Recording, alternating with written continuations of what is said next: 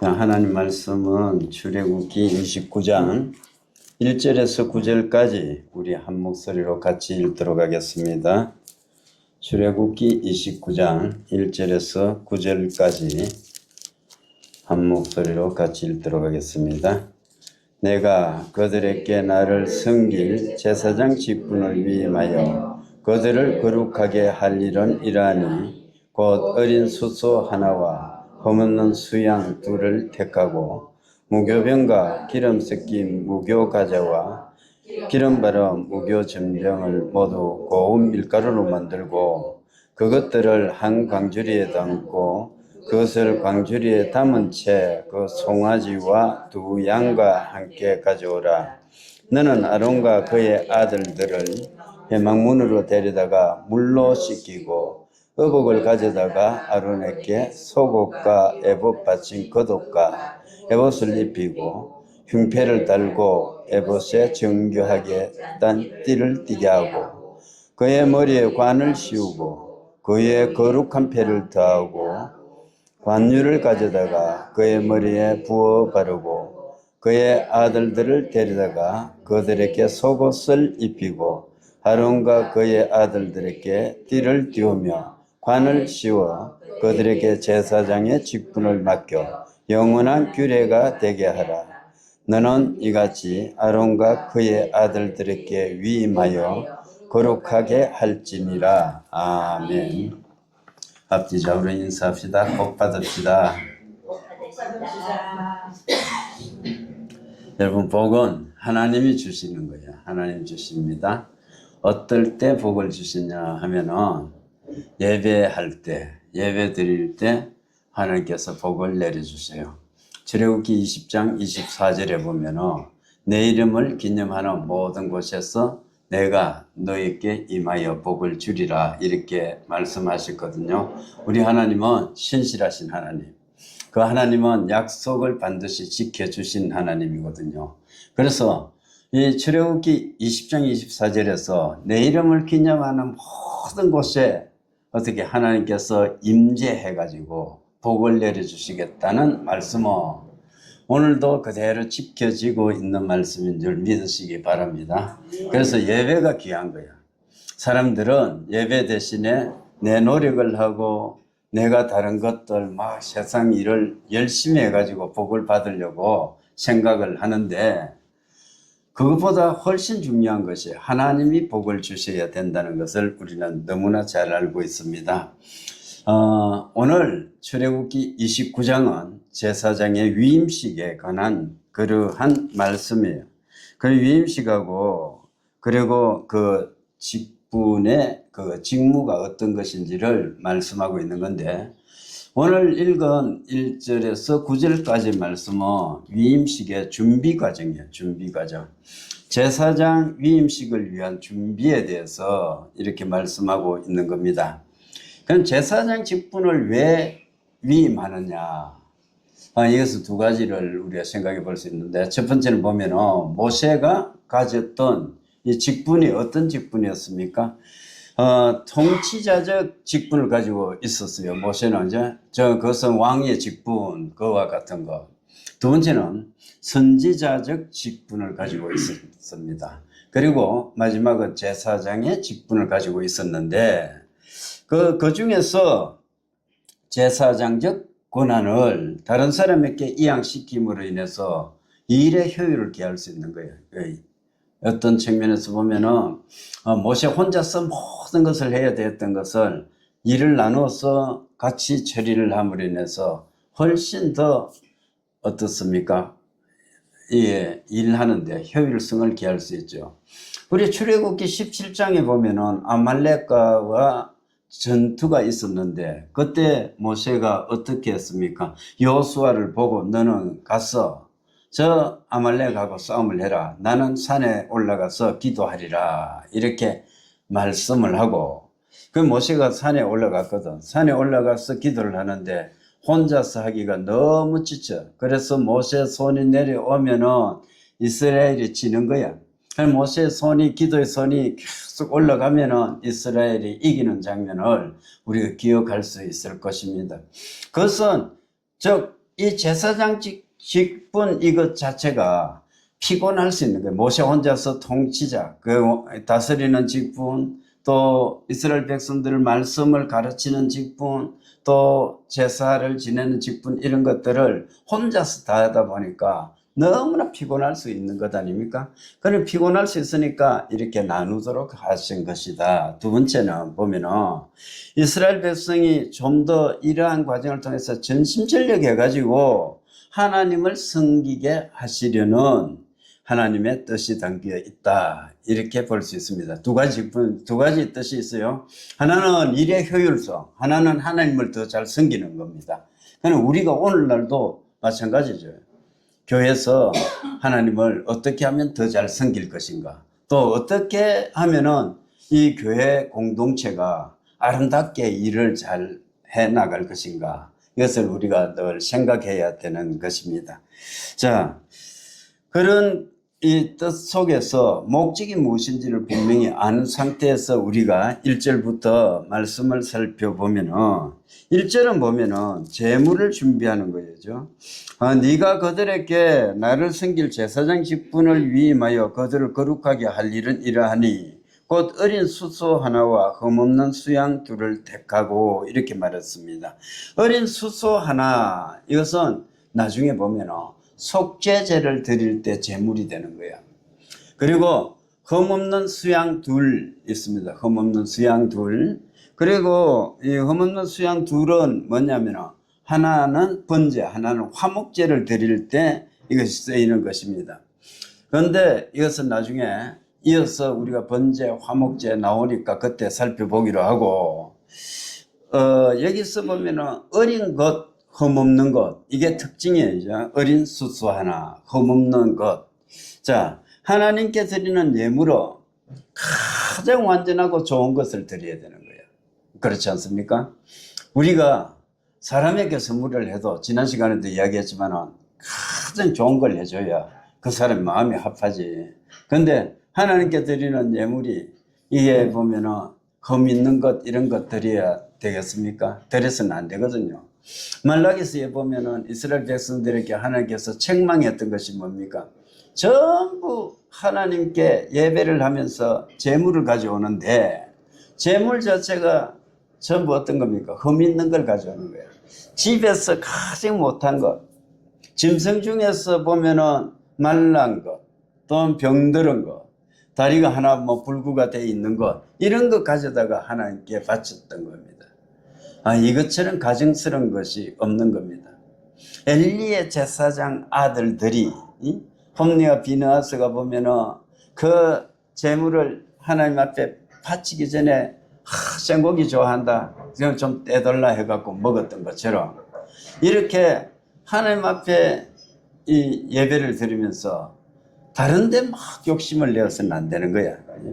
그래서 하나님께 이 예배를 드릴 때 우리는 온전한 제물이 되어 가지고 우리가 바쳐져야 되는 것입니다. 우리도 그런 거예요. 그래서 예수께서 이미 우리를 위해서 피를 흘려서 온전한 제물이 되셨지만은 오늘날 성도는 뭡니까? 우리가 거룩한 산 제물로 바쳐지는 그러한 자들이거든요. 그래서 우리의 정신을 지배하는 것이 뭡니까? 예수 그리스도의 말씀이어야 되고, 성령 하나님께서 우리와 함께 하시는데 내주하시는 성령의 그 말씀을 듣고 우리가 움직여야 되는 것이 성도들이다, 이렇게 말씀을 할 수가 있습니다. 말라기 1장 8절에 보면 아까도 이야기했습니다만 병들거나 불구된 제물을 드림으로 하나님으로부터 심한 책망을 받았던 이스라엘 백성들은 오히려 회개하기는커녕 그 한마디 한마디를 하나님께 대거리를 하는 것을 볼 수가 있어요. 우리가 언제 그런 거 바쳤습니까? 야, 너희들이 이렇게 했느니라 하면은 말라기는 보면은 하나님하고 인간하고 다투는 모습이에요. 다투는데 하나님이 야, 네가 몇월 며칠 날 이런 것 잘못했지 하면은 내가 언제 그렇게 했는데요, 이렇게 달라드는 거죠. 그만큼 인간이란 것이 배역하고 거역하고 이게 너무나 완악해져 있는 모습을 볼 수가 있는 것입니다. 그래서 오늘날 신약 시대에 우리가 삶을 살아갈 때 어떻게 해야 되냐? 하나님 말씀에 절대적으로 토를 달지 말아야 된다. 이해할 수 있어야 된다. 하나님이 네가 이거 잘못했지 이렇게 우리 양심을 또 이렇게 두드리는 말씀이 있을 수가 있지 않습니까? 그때마다 우리가 어떻게 해야 됩니까? 하나님 맞네요. 내가 잘못했습니다. 이제는 그렇게 하지 않겠습니다. 이렇게 되어야 되는데 하나님 그럴 수도 있지요. 내가 이거 하느라고 내가 뭐 좀 이렇게 했을 뿐이에요. 이렇게 핑계해서는 안 되는 거예요. 성도가 가장 금해야 될 게 뭐냐? 이유를 찾는 거예요. 자기 행위를 정당화시키기 위해서 이유를 찾아 나가는 것만큼 신앙생활에서 방해되는 요소가 없어요. 신앙이 성장하려고 그러면 절대적으로 다른 핑계나 이유를 대어서는 안 됩니다. 하나님, 그래요. 내가 잘못했습니다. 그때부터 반성을 하고 하나님 앞에 우리가 나아가는 거예요. 그래서 우리 행위들이 완전히 바뀌어지는 그러한 삶을 살아가야 되는 것입니다. 그래서 우리 하나님께서는 온전하고 흠 없는 분이거든, 그죠? 그러니까 그 하나님 앞에 드리는 이 제사 자체도 제물 하나하나부터 온전해야 돼, 온전해야 돼. 그리고 흠이 없어야 돼. 이것은 오늘날 예배자가 동일한 그러한 요소를 가지고 있어야 되는 것입니다. 그런데 우리가 죄악을 저질렀는데 어떻게 우리 자신이 정결케 되었으며 우리가 온전히 예배할 수가 있습니까?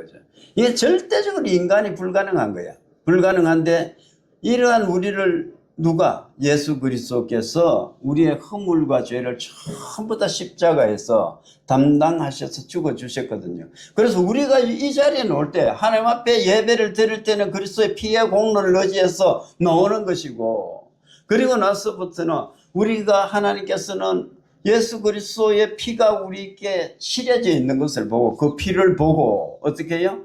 예수님께서는 우리를, 또 하나님께서는 우리를 어렵다 해주시는 겁니다.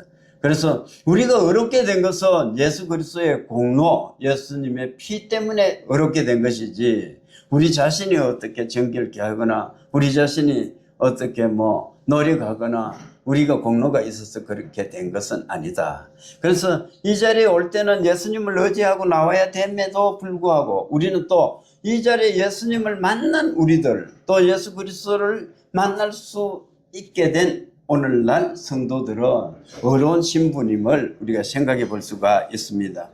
자, 그 다음에 보면은 어떻게 되죠? 2절은 무교병과 기름 섞인 무교과자와 기름 바른 무교전병을 모두 구운 밀가루로 만들고, 고운 밀가루로 만들고, 이렇게 말씀하고 있어요. 자, 무교병이라는 것은 누룩을 넣지 않은 것, 과자도 누룩을 넣지 않은 것, 그리고 부침개도 누룩을 넣지 않았다, 부풀리지 않았다, 이렇게 말씀하고 있어요. 성경에서 누룩은 뭘 상징하고 있습니까? 죄를 상징하는 거예요. 부패를 상징하는 거예요. 그래서 이게 동일한 말씀, 1절하고 동일한 말씀과 같은 거예요. 1절에 흠없는 제물을 드려야 됐던 것처럼 2절에서는 말하는 건 뭡니까? 마음이 부패하면 안 된다. 마음이 어때요? 죄가 있으면 안 된다. 이것도 어떻습니까? 그래서 예수 때문에 우리가 죄 없는 자 된 거죠. 로마서 4장 25절에 하나님께서 어떻게 예수는 우리 죄를 위하여 십자가에 달려 돌아가셨고 우리를 어렵다 하시기 위해서 살아나셨다, 이렇게 말씀하셨지 않습니까? 그대로예요. 우리가 죄가 있기 때문에 예수님께서 십자가에 달려 돌아가신 거야. 그래서 우리가 이 자리에서 예배할 때도 우리가 참 정결케 된 것, 이것은 예수님의 피의 공로인 줄 믿으시기 바랍니다. 자, 그래서 무교병과 무교전병은 절대적으로 부패한 마음이나 죄를 가지고 하나님 앞에 나와서는 안 된다. 물론 우리는 그것을 가지고 나올 수밖에 없지요. 그러나 회개하고 예수 그리스도를 의지함으로 인해서 그것이 해결되어야 되는 겁니다. 어떤 사람은 이게 오늘날은 그런 거야. 오늘날은 보면 사람들마다 어려움, 자기 속에 어가 있어가지고, 그래서 예수의 피로 말미암은 어려움이 아니고 자기 스스로 교만에 의한 어려움이 있어가지고, 여기에서 강단에서든 누구든 어떻게 죄를 지적하면 집사님 그러면 안 됩니다, 권사님 그러면 안 됩니다, 누가 뭐 이런 말씀을 한다면 그대로 받아들이면 좋은데 어떻게 돼요? 그대로 받아들이지 않고 자기 죄를 인정하지 않는 거야. 그래서 어떻게 합니까? 목사님이 왜 나보고 이런 죄를 지적할까? 교회 옮겨버리자. 전부 다 그런 것 아닙니까? 자기 마음에 안 들면 요즘은 수평이동 해버리잖아요. 그래가지고 수평이동하면은 자기 교회, 그 교인이 어떻게 수평이동 해온 교회는 우리 교회 몇 명이 새롭게 등록해가지고 큰 교회가 되었다. 이렇게 이야기하고 있는 거고. 또 다른 이제 그 교인이 이렇게 옮겨간 교회는 가난한 교회가 되는 거고 막 이렇게 되는 거예요. 제가 실제적으로 지적되면은 겸허하게 받아들여가 하나님이 나에게 이 죄를 씻으라고 말씀하시는구나 이렇게 생각해야 되는데 너무나 완악해지는 거예요, 인간들이. 그래 인간들은 자기는 잘못이 없다고 생각하는 겁니다. 어렵고 정직하고 바르고 지혜롭고 이렇게 나는 괜찮다 생각하며 살아가니까 전부 죄라는 것이 어떻게 됩니까? 다른 사람에게 해당되는 거예요. 간혹 여기서 말씀을 전하다가 보면은 이럴 때가 있어요. 오늘 목사님 말씀은 우리 아무개 집사님이 들었으면 좋을 건데 이렇게 말씀하시는 분들이 있는 것을 간혹 봅니다. 여러분 그렇잖아요. 설교 말씀이라는 것은 지금 나에게 주시는 말씀이다. 다른 사람 들을 필요가 없어. 다른 사람 들어야 되지만은 다른 사람들을 염려할 시간이 없어요. 나에게 지금 이 주시는 말씀임을 우리가 깨닫고 우리가 이렇게 생활해야 된다. 이렇게 생각합니다. 기름을 섞거나 바르는 것 역시 뭘 이야기합니까? 성별하는 거예요. 성별. 거룩하게 하는 거거든. 그죠? 그래서 위임식 제물 자체가 특별히 하나님 앞에서 이 거룩한 구별된 제물이 되는 것입니다. 그래서 무교병이나 무교전병은 화목제물, 소제물, 나시린의 제물 등에도 같이 사용되었던 것을 우리는 성경 속에서 우리가 찾아볼 수가 있습니다. 3절은 보면은 광주리에 담고 가져왔다 되어 있습니다. 그것들을 한 광주리에 담고 그것을 광주리에 담은 채 그 송아지와 두 양과 함께 가져오라. 한 광주리에 담고 가져오는 것은 모든 예물이 위임식에 앞서가지고 온전히 갖춰지는 것을 의미한다. 이렇게 생각해 볼 수가 있습니다. 하나님께 드릴 예물은 적극적으로 마련한 것이 아니에요. 준비해야 돼요. 적극적으로 내가 갑자기 이 예물을 막 아침에 준비해가지고 하나님께 나가야지 이래서는 안 되고 정말 미리 준비하고 기도하고 그런 가운데서 우리가 제물도 준비해야 되고 그날 또 예배도 해야 되고 이렇게 되는 겁니다. 오늘 신약 시대에는 보면은 그러면 헌금 하나를 우리가 탁 준비를 하더라도 정말로 정성 들여서 내가 마음의 감동 주시는 대로 하나님 앞에 탁 그렇게 바쳐야 되는 겁니다. 사람을 의식하고 우리가 바치는 것이 아니고 하나님 지난 일주일 동안에 우리에게 베풀어 주신 하나님의 은혜가 너무 큰데요. 내 마음속에 감동이 있게 해주십시오. 그래서 감사 헌금을 드리는 거예요. 그런데 그 감사는 실제적으로 나에게 막 감사한 마음 같은 것들이 많이 안 일어나는데도 우리 감사 예물만 드리는 경우도 있을 수 있지 않습니까? 그런데 그런 걸 바꿔야 돼요. 정말로 감동해야 돼. 감동해야 되고 하나님이 나를 지켜주신 것 감사하고 그런 자세로 우리가 예물을 드려야 된다. 자, 사진을 보면은 아론과 그의 아들들을 씻기는 장면이 나와요. 자, 4절에 보면은 너는 아론과 그의 아들들을 회막문으로 데려다가 물로 씻기고 이렇게 말합니다. 이제 회막문으로 데려온다는 것은 성소 입구에 번제단 사이에 물두멍이 있는 거야. 물두멍이. 그래서 물두멍에서 그 앞에 와가지고 씻는 겁니다. 그런데 예배를 드릴 때 보면 구약의 이 성전 또 성막 제도가 얼마나 철저하게 하나님 앞에 인간이 이렇게 준비했던지 우리가 생각해 볼 수 있어요. 번제단을 지나면서 완전히 타고 없어지는 모습. 또 물두멍을 이렇게 먼저 대하면서 손을 탁 씻고 그 들어오는 모습 이런 것들을 보면은 예배자가 얼마나 철저하게 자기 자신에 대해서 정결케 해야 되는지를 생각해 볼 수가 있습니다.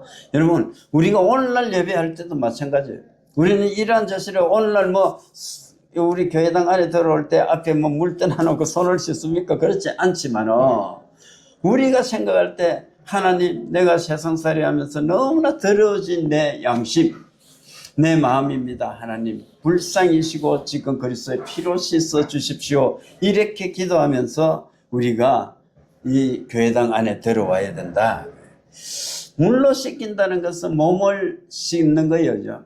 몸을 씻는데 몸을 씻으면서 뭐가 어떻게 변하겠습니까? 마음도 같이 성결케 되는 겁니다. 여러분 이 보면은 몸을 깨끗하게 씻으면 기분이 상쾌해지잖아요. 그럼 마음도 몸도 같이 성결케 돼가지고 이 위임식 때뿐 아니고 평상시에도 이 성소에 출입할 때 항상 이렇게 정결케 되어야 되었던 겁니다. 우리도 마찬가지예요.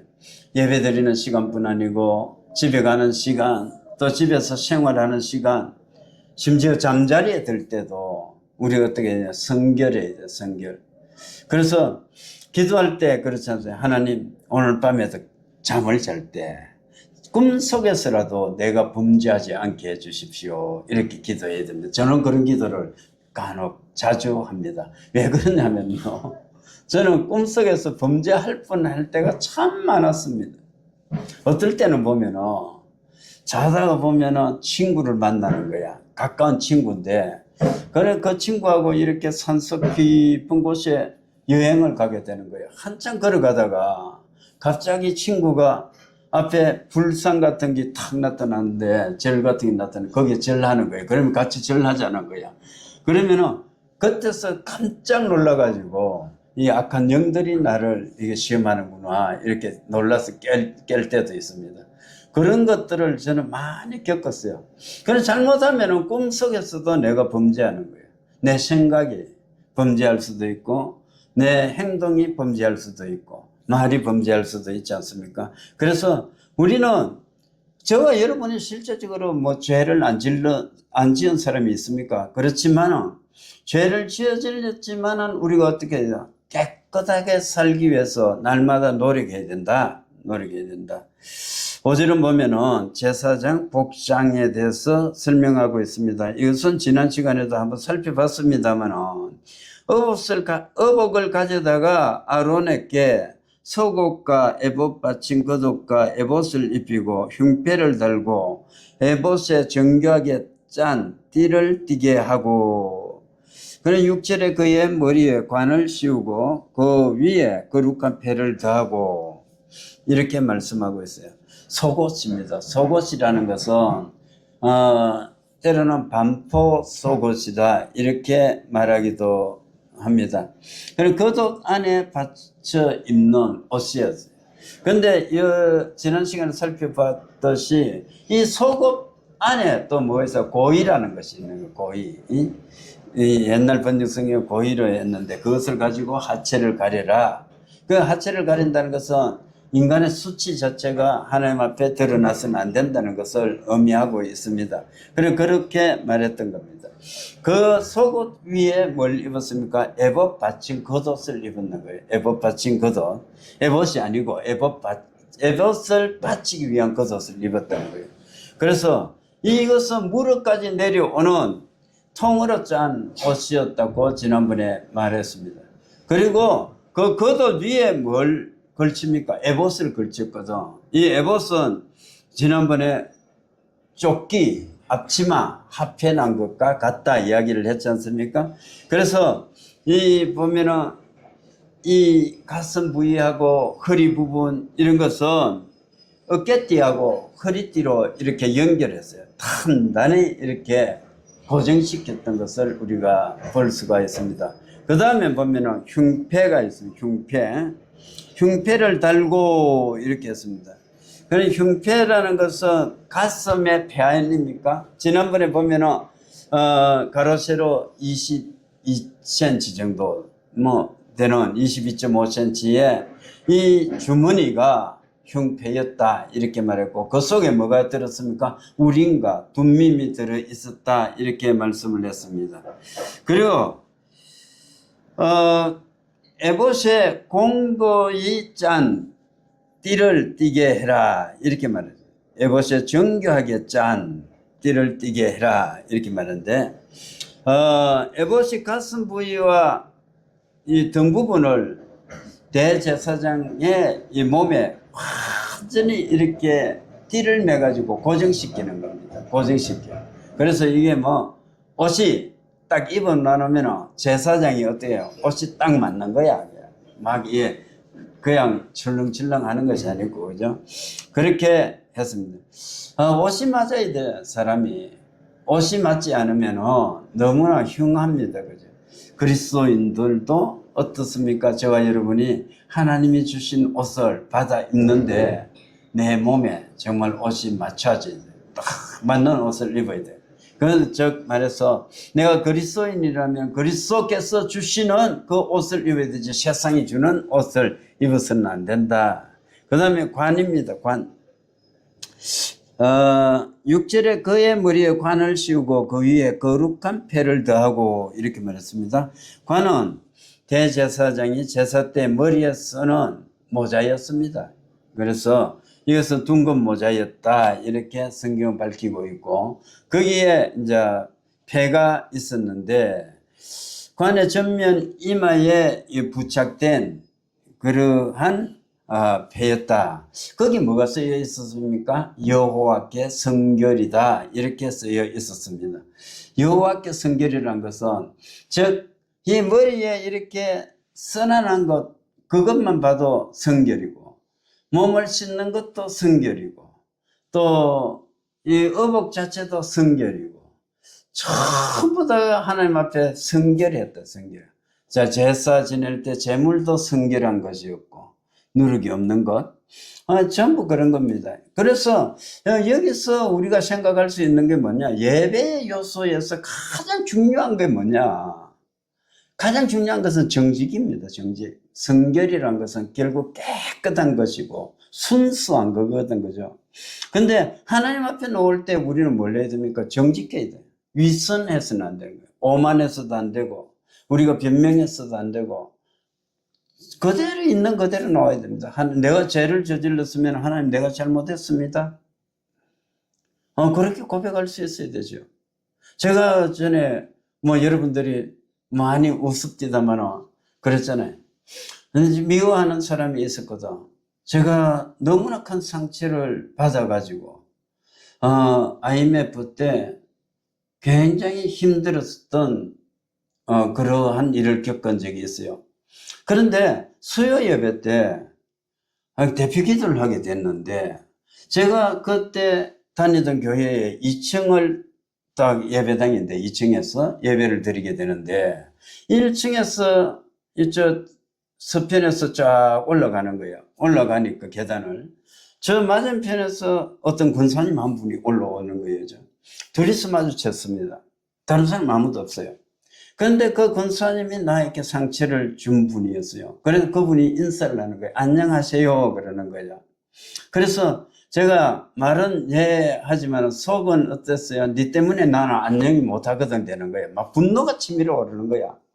그런데 말은 어떻게 했냐면 예 했습니다. 그런데 그날 제가 대표 기도인 거야. 대표 기도인데 제가 잘했다는 것도 아니고 그런 거예요. 내 마음이 그런 거예요. 그 대표 기도 나중에 이 목사님이 사회를 보시는 분이 말씀하는 거예요. 이진국 집사님 나와서 기도하겠습니다. 그래서 제가 자리에 앉았는데 조금 전에 만났던 그 권사님 때문에 기도가 안 나오는 거예요. 기도. 내 마음속에 증오가 있고 미움이 있는데요. 그 다른 게 생각할 게 없어. 그래서 내 첫 마디가 뭘로 나왔느냐. 하나님 우리 중에 꼴 보기 싫은 사람이 있습니다. 저는 그렇게 이야기를 했습니다. 그것이 솔직하거든. 제 마음속에. 내가 지금 미워하는 사람이 있는 것, 이것 해결하는 것이 다른 것보다 훨씬 급한 거였기 때문에 그랬습니다. 그리고 제가 이야기했습니다. 하나님 내가 주기도문을 하는데 우리가 우리에게 죄 지은 자를 사하여 준 것 같이 이 구절이 걸리는 거야. 내가 오늘 이 문제를 해결하지 않으면 내가 주기도문 할 때마다 나는 가짜 배기를 하고 있는 거구나. 이걸 깨닫게 됩니다. 그럼 둘 중에 하나를 없애야 되는 거야. 이 사람을 좋아하든지 아니면 내가 주기도문을 포기하든지 해야 되는 겁니다.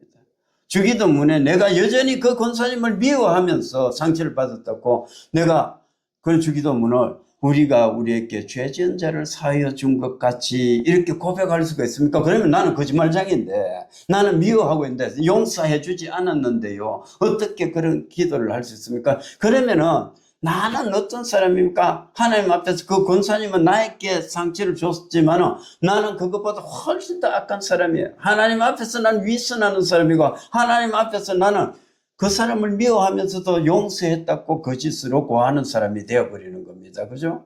그런데 어떻게 그것을 할 수 있습니까? 그날 해결을 했는 거예요. 하나님 이거 해결해 주십시오. 대표 기도 속에서. 그렇게 이야기하고 그리고 나서는 그 모든 문제를 잊어버렸습니다. 여러분, 요나서 1장에 보면 요나의 모습이 나오는 거예요. 하나님께서 니느웨 사람에게 복음을 전하라고 이야기를 하거든요. 그런데 요나가 생각하니까 니느웨 사람들은 악한 사람이야. 저 사람들은 죽어 마땅한 사람인 거야. 그런데 자기는 어떤 사람이요? 성결한 백성인 거야. 거룩한 백성이고 선민이고 그런 겁니다. 그래서 요나가 뭘랍니까? 여호와의 낯을 피하여. 왜냐면 니느웨에 가기 싫은 거야. 그래서 불순종해버렸던 것을 우리가 잘 알고 있습니다. 뭐 지금 요나서 시간이 아니고. 그런데 일른 우리에게 하나님께서 말씀하시는 게 있어요. 니느웨 백성하고 요나하고 누가 더 악하냐? 여러분 생각해 보십시오. 니느웨 백성도 하나님을 몰라가지고 악을 행했을 뿐이고 요나는 어떻습니까? 하나님 말씀을 아는 사람이야. 알면서도 여호와의 낯을 피해서 갔으면 불순종한 것 아닙니까? 누가 악합니까? 똑같은 거예요. 똑같아. 요나는 거룩합니까? 아니잖아요. 요나나 니느웨 백성이나 하나님 보시기에는 동일한 거예요. 나는 그렇게 생각합니다. 여러분 우리가 그리스도인이라 하면서 믿지 않는 사람들은 정죄를 받아 죽어야 된다고 생각할 수 있습니다. 그러나 믿는 우리는 어떠냐? 믿는 우리는 바울이 로마서에서 이야기했던 것처럼 우리는 나으냐? 이 질문을 한번 생각해 봐야 되는 거예요. 과연 우리는 나으냐? 유대인이라 하는 그 사람들은 나으냐? 여러분 생각해 봐야 돼요. 우리는 그리스도인으로 삶을 살아가면서 정결성이 있는가? 성결한가? 나는 괜찮은가? 나는 세상에 나가서 과연 그리스도인답게 삶을 살아가는가? 한 번쯤은 생각해 봐야 돼요. 성결입니다. 성결. 예배의 중요한 요소, 이것은 성결이다. 깨끗합니다. 그래서 보면은 전부 다 비누로 양심을 씻자. 그리고 묵은 밭을 갈아엎자. 막 이런 이야기들이 나오잖아요. 마음밭을 갈아엎어야 되거든.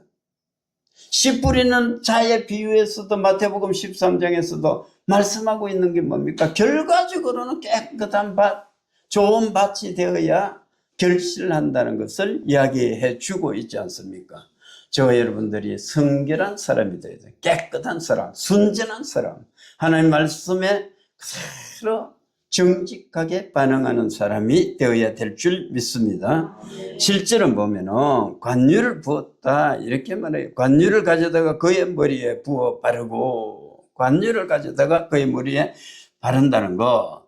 이 관유라는 것은 성별 의식에 사용된 기름인데 몰약과 육개, 창포, 계피, 감람기름을 섞어서 제조를 했다고 30장 23절에서 25절까지 설명하고 있습니다. 다음에 살펴볼 거예요. 그래서 이것은 관유를 붓는다는 것은 성령의 충만함을 상징하고 있는 겁니다. 성도가 항상 생각해야 될 것은 내 열심을 가지고 봉사하는 것이 아니고 성령 하나님께서 나를 감화시켜 가지고 성령 안에서 봉사를 해야 돼. 성령 안에서 봉사하는 사람의 특징은 기뻐합니다. 교회 일을 해도 성령 아니고 자기 열심으로 하는 사람은 왜 지금 이 교회 일을 하는데 아무개 집사님은 안 나왔지? 한국의 권사님은 왜 안 나왔지? 왜 장로는 안 나왔지? 이거 헤아리고 있는 거예요. 근데 성령으로 봉사하는 사람은 그런 것 살펴보지 않아요. 나는 당연히 이것을 해야 될 의무사항이고 내가 이 일을 함으로 인해서 기뻐할 뿐인 겁니다. 그냥 옆 사람이 나오든지 안 나오든지 이런 것하고는 전혀 관계없이 일을 해나가는 것을 볼 수가 있습니다. 그래서 저는 정말 좋아하는 말씀 중에 뭐냐, 성령으로 봉사하고 그리스도 예수로 자랑하는 사람이 되어야 된다. 그것이 참 그리스도인이다, 할례자다. 바울이 빌립보스에서 말한 것과 같은 우리 삶에 있어서 여러분 성령 충만을 받아서, 성령 충만을 받으면 능력이 나타나기도 하지만 능력이 나타나는 것 그것도 중요하지만 그것보다 더 중요한 것은 뭐냐, 성령의 충만함을 받아가지고 하나님의 말씀을 올곧이 따라가는 사람이 되어야 된다, 이렇게 생각하는 겁니다. 그리고 8절에 보면은 아들들에게 속옷을 입혔다. 그의 아들들을 데려다가 그들에게 속옷을 입히고, 이 대제사장이었던 아론이 입는 옷하고 그 아들들이 입는 옷하고는 조금 달랐어요. 달라가지고 아들들은 간편했어요. 간편한 복장을 이렇게 입혔다는 것을 우리 생각해 볼 수가 있고, 그리고 9절은 뭐냐, 이제는 그렇게 옷을 입혀가지고 제사장 직분을 맡기는 것이 9절입니다. 아론과 그의 아들들에게 띠를 띄우며 관을 씌워 그들에게 제사장의 직분을 맡겨 영원한 규례가 되게 하라. 너는 이같이 아론과 그의 아들들에게 위임하여 거룩하게 할지니라. 이렇게 말씀하고 있어요. 영원한 규례가 되는데 직분도 영원한 것이지만은 결과적으로 그들에게 뭘 요구하고 있습니까? 거룩을 요구하고 있습니다. 여러분, 이 말씀들 속에서 우리가 생각할 수 있는 건 뭡니까? 우리도 오늘날 거룩해야 돼, 거룩해. 하나님께서 우리를 이렇게 제사장 삼아 주셨던 것은 거룩을 위해서다는 것을 생각해 볼 수가 있습니다. 오늘 말씀들을 쭉 이 생각해 보면서 이 제사장 위임식의 준비지만 그 중에 중요한 단어만 생각해 보면 우리는 첫째로 어떻게 해요? 죄가 내 속에서 지배하지 못하도록 날마다 죄악과 싸워야 돼. 이것은 그냥은 안 되는 거야. 누구? 성령의 도움을 통해서, 기도를 통해서 우리가 이겨나가야 됩니다. 성도가 싸워야 되는 것이 있거든요. 죄와 싸워야 돼. 악한 영과 싸워야 돼. 질병과 싸워야 돼. 이 세 가지는 싸우는 거야. 그래서 우리가 죄악이 내 마음속을 사로잡고 있어도 이것은 싸워서 이겨야 되는 것이고, 악한 영이 나를 사로잡고 있어도 싸워서 이겨야 되고, 질병이 나를 괴롭혀도 어떻게 돼요? 사람들은 이것은 면역력 키워야 되고 밥 잘 먹어야 되고 운동해야 된다 생각할지 몰라도 그리스도인은 질병도 싸워서 이기는 거예요. 무엇으로? 성령의 능력으로 능히 극복할 줄 믿습니다. 그래서 성령의 충만함을 받아가지고 우리가 이 죄악과 싸워서 승리해서 흠없는 재물이 되어야 된다. 그럼 우리는 두 번째 보면은 깨끗해야 돼. 여호와 앞에 성결한, 이 물로 씻어가지고 정하게 돼가지고 예배자의 자리에 섰던 것처럼 오늘날도 우리가 이 예배당에 들어오기 전에 또는 항상 집에서나 교회당에서나 뭘 해야 됩니까? 하나님 앞에서 정결케 되기 위해서 우리가 노력해야 된다. 그건 기도와 말씀, 이 두 가지를 빼놓을 수가 없죠. 물론 그런 게 있으면 찬양은 저절로 우러나오게 됩니다. 그러니까 기도와 말씀 속에서 우리가 전심전력해 나갈 때 우리는 세상에 알지 못하고 많은 사람이 경험하지 못한 귀한 경험을 해나갈 수가 있다 생각합니다. 하나님께서는 우리를 이렇게 불러가지고 세상과 분리시켜 놓으셨고 우리에게 요구하고 있는 것이 거룩입니다. 저 여러분 이 한 주간도 이 남은 시간들을 보낼 때 이 하나님께서 우리를 불러주신 이 목적을 생각하면서 내가 거룩한 삶을 살고 정결한 영혼으로 하나님 앞에 바쳐져서 하나님 영광을 위해서 쓰임받는 그러한 하루하루 삶이 될 수 있기를 주님의 이름으로 축원합니다. 아멘.